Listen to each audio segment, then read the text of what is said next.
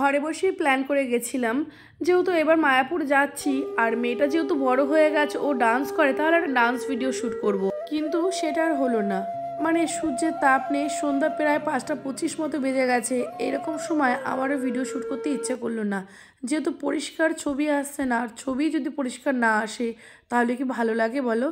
তারপরে একটু বসলাম, ওরা বাবা মেয়ে দুজনে 3D থিয়েটার দেখতে চলে গেল। আর কথাটা খুব সমস্যা হচ্ছে, গলার অবস্থা আবারও খারাপ, একটু অ্যাডজাস্ট করে নিও। তারপরে আমি বসে বসে একটু ভিডিও করছিলাম। এখানে বসে অবশ্য বেশ কিছুক্ষণ লাইভ ভিডিও করেছিলাম। আচ্ছা, তোমরা যারা মায়াপুরে এসেছো, তোমরা এই থিয়েটারে দেখেছো? ফুলডাউন থিয়েটার একবার দেখো, কিন্তু দেখলে খুব ভালো লাগবে। 3D শোগুলো খুব একটা বেশি টাইম হয় না, ও কত হবে 30 থেকে 40 মিনিট মতো হয়। আর ওদের টিকিট মূল্য থাকে 50 টাকা, মানে 3 বছরের ঊর্ধ্বে হলেই ফুল ভরা লাগবে। তারপরে আমরা একটু ইস্কন থেকে বেরিয়ে সামনে যে মার্কেটগুলো আছে, মানে ইস্কনের চারিপাশ দিয়ে, ওই দিকটা আর যাইনি। সামনের দিক থেকে একটু ঘুরে ঘুরে দেখছিলাম কিছু, মানে আমাদের কিছু কেনাকাটা ছিল না, তবুও জানোই তো মেয়েদের স্বভাব, ঘুরতে আসলে কিছু নেব না, তাই একটু খুঁটে খুঁটে মানে দেখার চেষ্টা করছিলাম আর নেয়ার চেষ্টা করছিলাম। তারপরে আমি ওই দিকে দেখছিলাম, আর এই দিকে দেখে আমার মেয়ে ভুট্টা খাবে। এটা আমার মেয়ে ভালো খাচ্ছে, নানা থুরি। আমার মেয়ে সবসময় ভালো খাবার খায়।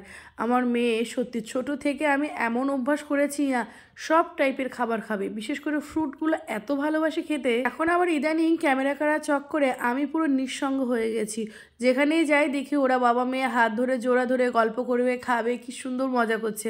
আর আমি ওই ক্যামেরাটা নিয়ে, মানে ফেসবুক বন্দি যাকে বলা হয়, ক্যামেরাটা নিয়ে পেছনে পেছনে ছুটে বেড়াই আর একটু ভালো ভিডিও শ্যুট করার চেষ্টা করি, যাতে তোমাদের কাছে একটু শেয়ার করতে পারি। আর এডিট করতে বসলে তাহলে আমার যে খুব ভালো লাগবে।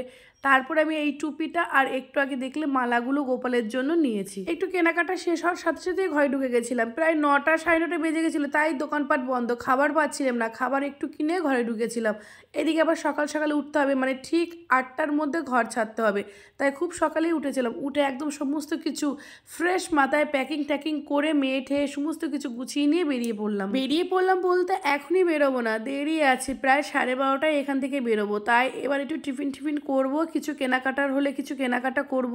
গতকাল সন্ধ্যার বেলায় আরতি ধরেছিলাম, ভোরের আরতিটা ধরতে পারলাম না। ঘুম ভাঙে বলো? বাইরে গেলে এমনিই ঠিকঠাক ঘুম হয় না। তারপরে আমি কিন্তু ঠিক 10 তারিখ শনিবার সকাল 8:10 থেকে আবার ব্লগটা শুরু করলাম। রাধে রাধে। একটু চারিদিকের ফুলগুলো দেখো, মায়াপুরের ফুলের কথা আর কি বলবো, অপূর্ব দৃশ্য, না দেখলে বুঝতে পারবে না। তোমরা কিন্তু অবশ্যই শীতে একবার এসো। আমাদের মধ্যবিত্তর খাতায় মানে খুব কম খরচে মায়াপুরের মতো এত সুন্দর ট্যুর আর হয় না। কি ঠিক বলেছি?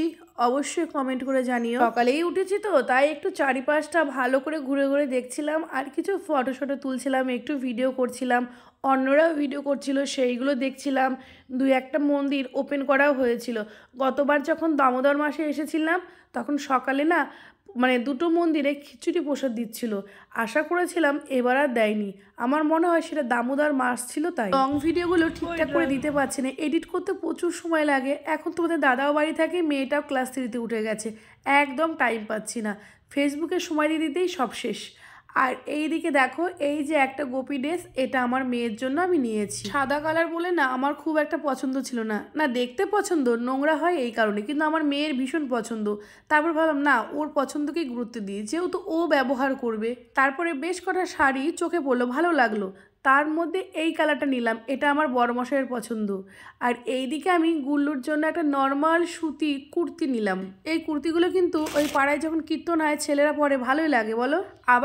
আরও কটা শাড়ি চোখে পড়লো, তার মধ্যে গ্রিন শাড়িটা, মানে এই প্রিন্টের যে শাড়ি হয় আমার খুব ভালো লাগে।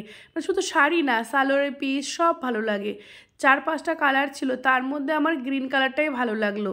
শেষমেশ আমি পরিকল্পনা করলাম যে গ্রিনটাই নেব। আর কিছু না সীমা, এখানে করেছি শেষ। তারপরে দোকানের বাইরে বসে চা বিস্কুট খেলাম আর কটা চপ নিলাম। মুড়িটা বাড়ি থেকে নিয়ে এসেছিলাম। এখন একটু টিফিন করব, টিফিন করে বেরিয়ে যাব। ঠিক 12:30টায় বেরোবো, তোমাদের দাদার ডিউটি আছে। বেগুনে যদি 10 হয়, এটা যদি 10 হয়, তাহলে মোট কত টাকা হবে? এইটা 10 আর ওইটা 10, 20 টাকা। তিনটে সব কমপ্লিট গো, এখন বেরোনোর তারা, সব গোছানো চলছে।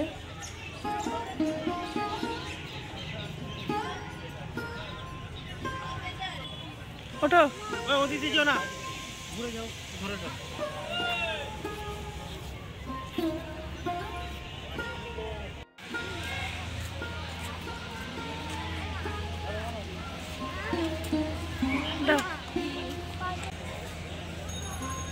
হয়ে গেল আমাদের ছোটোখাটো ঘোরা।